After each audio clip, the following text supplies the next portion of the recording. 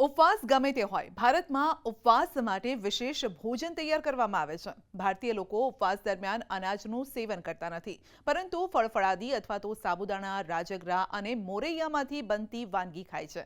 ત્યારે આજે વાત કરીશું સફેદ નાના દાણા, જેને આપ મોરૈયા તરીકે ઓળખો છો, ને વ્રત સમયે તેની ખીચડી બનાવીને ખાવ છો. જો કે આજનો આ વિડીયો જોઈ આપ ફક્ત ઉપવાસમાં જ નહીં, પરંતુ આડા દિવસોમાં પણ તે ખાવાનું પસંદ કરશો. તો ચાલો જાણીએ તેના ફાયદા. મોરૈયો વાસ્તવમાં ચોખા નથી, પરંતુ મિલેટ તરીકે ઓળખાતા બીજનો એક પ્રકાર છે. આ એક ગ્લુટન ફ્રી અનાજ છે. આપણે ખાસ તેને ઉપવાસ દરમિયાન ખાઈએ છીએ. મોરૈયો પોષણથી ભરપૂર છે. મોરૈયામાં પ્રોટીન, ફાઇબર અને B complex, vitamin A, C, E હોય છે. તે ઉપવાસ દરમિયાન શરીરને જરૂરી પોષક તત્વો પૂરા પાડે છે. તેમાં ફાઇબરની માત્રા વધુ હોવાથી તે પાચન તંત્રને સ્વસ્થ રાખવામાં મદદ કરે છે. કબજિયાત અને અન્ય પાચન સમસ્યાઓથી રાહત આપે છે. મોરૈયામાં કેલરી ઓછી અને ફાઇબર વધુ હોવાથી તે વજનને નિયંત્રિત કરવામાં પણ મદદરૂપ થાય છે. કારણ કે મોરૈયો પચી જવામાં સરળ હોય છે. તેને ખાવાથી પેટ ભરાઈ જાય છે. પરિણામે વધુ ભૂખ નથી લાગતી અને જમવા પર કંટ્રોલ થાય છે.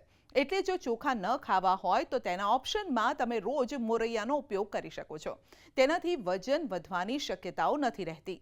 ઉપવાસ દરમિયાન વધારાની કેલેરી લેવાનું ટાળવા માટે આ એક સારો વિકલ્પ છે. ચૈત્રી નવરાત્રિ એટલે એક ઋતુમાંથી બીજી ઋતુમાં પ્રવેશવું.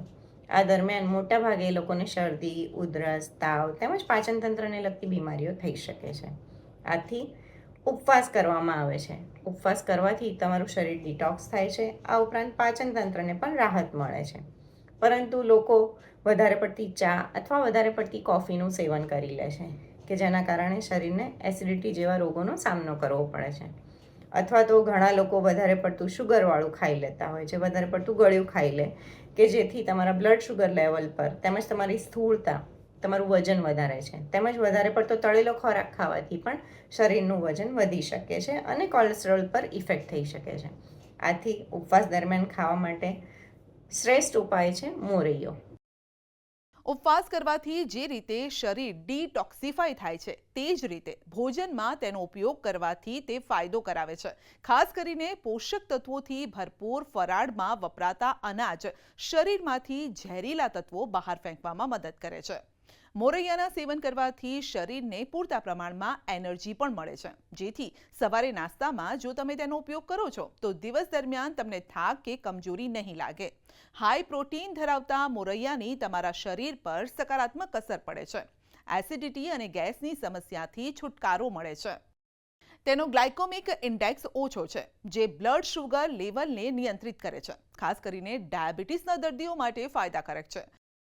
મોરૈયો ગર્ભવતી મહિલાઓ માટે પણ ઉત્તમ મનાય છે. મોરૈયાનું સેવન કરવાથી હાડકાં અને દાંત પણ મજબૂત થાય છે. મોરૈયો એ ગ્લુટન ફ્રી હોવાથી તે પાચન માટે હળવો છે. આ ઉપરાંત મોરૈયામાં પ્રોટીન્સ, ફાઇબર્સ અને વિટામિન્સ પણ રહેલા છે. તેમાં કેલરી ઓછી હોવાથી તમારા વજનને એ વધવા નથી દેતું અને નિયંત્રિત રાખે છે.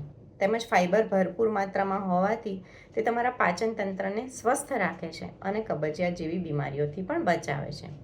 આ ઉપરાંત તે શરીરને ઉર્જા પૂરી પાડે છે. ભૂખ્યા રહેવાથી થતી નબળાઈ, એની સામે મોરૈયો ખાવાથી તમારા શરીરને શક્તિ મળે છે, શરીરને પોષણ પૂરું પાડે છે, તેમજ શરીરને જરૂરી ઉર્જા પણ પૂરી પાડે છે. તો બોલો, ફક્ત ઉપવાસમાં જ ખાશો કે પછી રોજ તેનું સેવન કરશો?